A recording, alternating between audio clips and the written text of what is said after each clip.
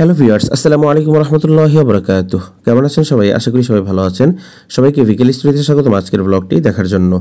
দক্ষিণবঙ্গের অন্যতম স্বনামধন্য এবং যশোরের স্থানীয় পর্যটক লিটন ট্রাভেলসের বহরে আবারও যুক্ত হলো ভারতীয় ব্র্যান্ডের টাটা এলপিও 1616 মডেলের নন এসি বাস। বাসগুলো তৈরি করেছে যশোরের স্থানীয় স্বনামধন্য বডি তৈরিকারক প্রতিষ্ঠান বি মোটরস বা বাংলাদেশ মোটরস।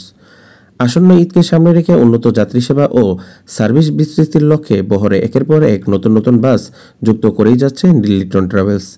এই তো গত মাসেই যুক্ত হয়েছিল আরও দুটি টাটা এলপিও 1616 মডেলের নন এসি বাস। এ নিয়ে তাদের বহরে মোট 4টি সেই মডেলের টাটা নন এসি বাস যুক্ত হলো এবং এতে করে বহরে মোট বাসের সংখ্যা দাঁড়ালো 27টি।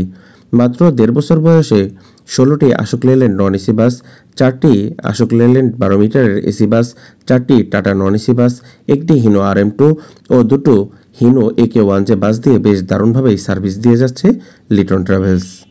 এবং লিটন ট্রাভেলস তাদের সবগুলো নন এসি বাসগুলোকে প্রায় একই ধরনেরই মডেল করে থাকে, একই ধরনের ডিজাইন এবং পেইন্টও সাধারণত একই রকমই দিয়ে থাকে। ভিডিওর এই বাসটিতেও লিটন ট্রাভেলসের যেই সিগনেচার পেইন্ট রয়েছে, যেই সিগনেচার পেইন্ট স্কিম রয়েছে তাদের, সেটি দেওয়া হয়েছে। শুধু মূল বডিতে কালারে এবার কিছুটা ভিন্নতা রাখা হয়েছে। অন্যান্য নন এসি গাড়িগুলোতে যেমন মূল বডিতে সাদা কালার দেখা যায়, তো এবারের গাড়িগুলোতে সোনালী কালার দেওয়া হয়েছে এবং এতে করে গাড়িটি রোদ্রে গেলে বিশেষ করে বেশি সুন্দর লাগবে। এবার আসি ইন্টেরিয়রের বিষয় নিয়ে। লিটন ট্রাভেলসের অন্যান্য নন এসি গাড়িগুলোর ইন্টেরিয়র যেরকম হয়ে থাকে, এই নতুন বাসগুলোর ইন্টেরিয়রও অনেকটা ওরকমই করেছে, তেমন কোনো পরিবর্তন লক্ষ্য করা যায়নি। তবে গাড়িগুলোর সিট আমার কাছে বেশ ভালো লেগেছে, সিটের কালারটাও বেশ ভালো লেগেছে।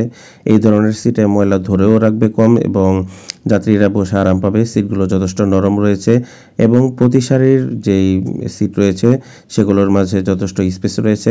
তবে লিটন ট্রাভেলসের কমন যে বিষয় সেটা হলো তারা অতিরিক্ত লাইটিংয়ের মাধ্যমে তাদের গাড়িগুলোকে একটু গর্জিয়াস লুক দেওয়ার চেষ্টা করে এবং এই গাড়িগুলোতেও ঠিক ওইরকমটাই করা হয়েছে। তো এই ছিল লিটন ট্রাভেলসের গাড়ির ভিতর এবং বাহিরের যে অবস্থা, সেটা আপনাদেরকে দেখানোর চেষ্টা করলাম। তো বাসগুলো গতকালকে বি মোটরস থেকে বের করা হয়, এরপর গাড়িগুলোকে শোডাউনে নিয়ে যাওয়া হয়। যশোর শহর এবং উপশহরের বিভিন্ন এলাকাগুলোতে গাড়িগুলো শোডাউন করে এবং পরবর্তীতে গাড়িগুলোকে সাজানো হয় এবং যাত্রীদের জন্য গাড়িগুলোকে প্রস্তুত করা হয় ট্রিপ দেওয়ার জন্য। তো গাড়িগুলো আশা করা যায় আজ থেকেই ট্রিপ দিবে ঢাকা যশোর রুটে বা আরও কিছু পকেট রুটেও গেলে যেতে পারে, এটা কোনো ফিক্সড শিডিউল নেই। তো এই ছিল মোটামুটি আজকের ভিডিওটি। তো সবাই ভালো থাকুন, আল্লাহ হাফিজ, আসসালামু আলাইকুম।